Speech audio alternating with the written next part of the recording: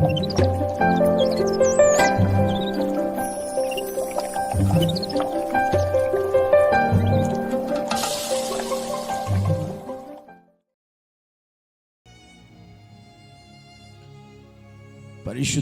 యేసయ్య నామానికి మహిమ కలుగునుగాక.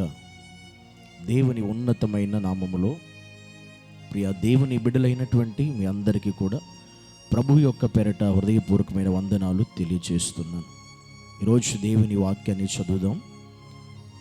సమూయేలు రాసిన 2వ గ్రంథము 24వ అధ్యాయము 13వ వచనం. కావున గాదు దావీదు నొద్దకు వచ్చి ఇట్లని సంగతి తెలియచెప్పాను. నీవు నీ దేశమందు 7 సంవత్సరములు క్షామము కలుగుటకు ఒప్పుకొందువా? నిన్ను తరుముచున్న నీ శత్రు ఎదుట నిలవలేక నీవు 3 నెలలు పారిపోట ఒప్పుకొందువా?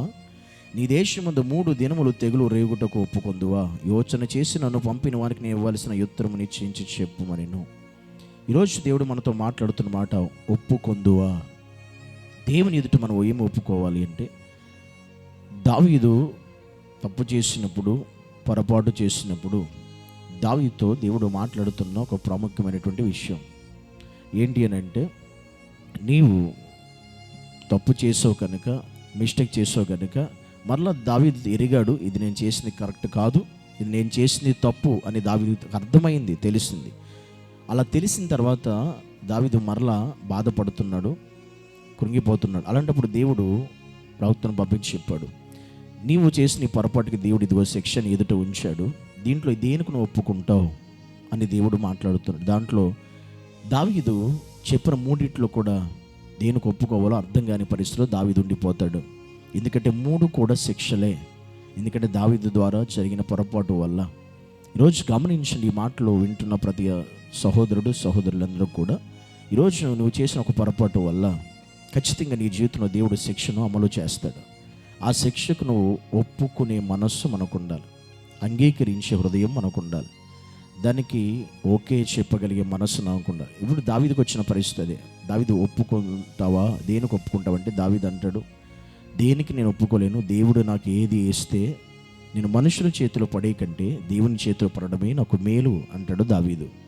కనుక నేను ఈ 3 దేనికి ఒప్పుకోవాలో నాకు అర్థం కాదు, తెలియదు. ఇంకా దేవుడు నాకు ఏది విధించినా, ఏది నాకు ఆయన నుండి ఏది వచ్చినా ఇంకా దానికి ఒబే అంటాడు. అంటే మనం తప్పు చేసినప్పుడు, పొరపాటు చేసినప్పుడు ఇక దేవుడు మన జీవితంలో ఏది చేయాలనుకున్న దానికి మనం ఒప్పుకోవాలి. ఆ ఒప్పుకునే మనస్సు మనకు ఉండాలి, ఒప్పుకునే హృదయం మనకు ఉండాలి. ఎందుకంటే తప్పు మన వల్ల జరిగింది, పొరపాటు మన వల్ల జరిగింది, తప్పిదము మన వల్ల జరిగింది. కనుక అది ఖచ్చితంగా మనం ఒప్పుకొని అంగీకరించి దేవుని శిక్షకు మనం ఒప్పుకునే మనసు కూడా మనకు ఉండాలి. అలా ఉన్నప్పుడు మనకున్న మనసును చూసిన దేవుడు ఇంకా ముందుకు మనం వెళ్ళాలని, నడిపించబడాలంటే ఒప్పుకునే మనసు అనేది చాలా ప్రాముఖ్యమైనది. ఎందుకంటే కొంతమంది ఒప్పుకోరు, కొంతమంది దాన్ని కప్పిపుచ్చుతారు, కొంతమంది దాన్ని దాటి వేస్తారు, కొంతమంది దాన్ని కవరప్ చేస్తూ ఉంటారు, కొంతమంది దానికి ఇంకా మొండిగా ప్రవర్తిస్తూ ఉంటారు. కానీ దావీదు అలా చేయలేదు, దానికి ఒప్పుకున్నాడు.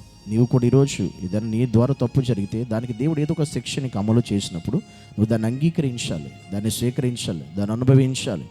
అనుభవిస్తే తర్వాత దేవుడు ముందు నిన్ను నడిపించడానికి దేవుడు సహాయం చేస్తాడు. కానీ నువ్వు అక్కడే నువ్వు దేవునికి ఆ పరిస్థితికి నువ్వు ఒప్పుకోకపోతే ఇక నువ్వు ముందుకు వెళ్ళే ఛాన్స్ నీకు ఉండదు. ఇది దేవుడు దావీదు జీవితంలో చెబుతున్న విషయం. కనుక ఈరోజు కూడా నీవు కూడా ఒప్పుకుంటావా? నువ్వు ఇదివల్ల పొరపాటు జరిగింది, తప్పు జరిగిపోయింది, ఇప్పుడు దాని నుంచి నువ్వు తప్పించుకోవడానికి అయితే అవకాశం లేదు, దాని శిక్ష నువ్వు ఖచ్చితంగా అనుభవించాలి. ఈరోజు ఈ మాటలు వింటూ నీవు కూడా ఏదో ఒక తప్పు చేసి, పొరపాటు చేసి దానికి తగిన శిక్ష దేవుడు కూడా నీకు విజయంతో సిద్ధంగా ఉండడం, దానికి నువ్వు ఒప్పుకుంటే ముందుకు నడిపించబడతావు. అక్కడితో దానికి పశ్చాత్తాపడితే, అక్కడితో దానికి స్వస్తి చెప్పగలిగితే దేవుడు కూడా నేను ముందుకు నడిపిస్తాడు, కనికరించి కృప చూపించి. కానీ ఒప్పుకునే మనస్సు గనక నీకు లేకపోతే నీ జీవితంలో ఇక దేవుళ్ళు ముందుకు వెళ్ళడం అసాధ్యంగా ఉంటుంది, పరిస్థితులన్నీ కూడా. కనుక ఒప్పుకునేటువంటి గొప్ప హృదయము, మనస్సు, ఆయన ఎలా నడిపించినా, ఆయన ఏది మనకు అనుమతించినా, ఏ పరిస్థితులు మన జీవితంలోకి దేవుడు తీసుకొచ్చినా దానికి ఒప్పుకునేటువంటి హృదయము, మనస్సు కలిగిన వారిగా నేటి క్రైస్తవులుగా మనము జీవించాలి అనే దేవుడు ఈ మాట ద్వారా మనతో మాట్లాడుతున్నాడు. కనుక మనందరము దేవుని మాటకు, ఆయన మాటకైనా, ఆయన మేలుకైనా, ఆయన శిక్షకైనా ఒప్పుకునే హృదయాలు కలిగిన బిడ్డలుగా మనందరము జీవించుదుముగాక. ఆమేన్. యేసు నీకు వందనాలు నైనా, స్తోత్రాలు చెల్లిస్తున్నాం. నీ సన్నిధానంలో ప్రభువా, మా జీవితంలో ఏది అనుమతించినా దానికి ఒప్పుకునే హృదయాలు చాలామందికి ఉండవేమో, కానీ నీ మాటలు వింటున్న మాకు ఆ హృదయాలు దయచేసి సహాయం చేయమని యేసు నామములో ప్రార్థిస్తున్నాము తండ్రి. ఆమేన్.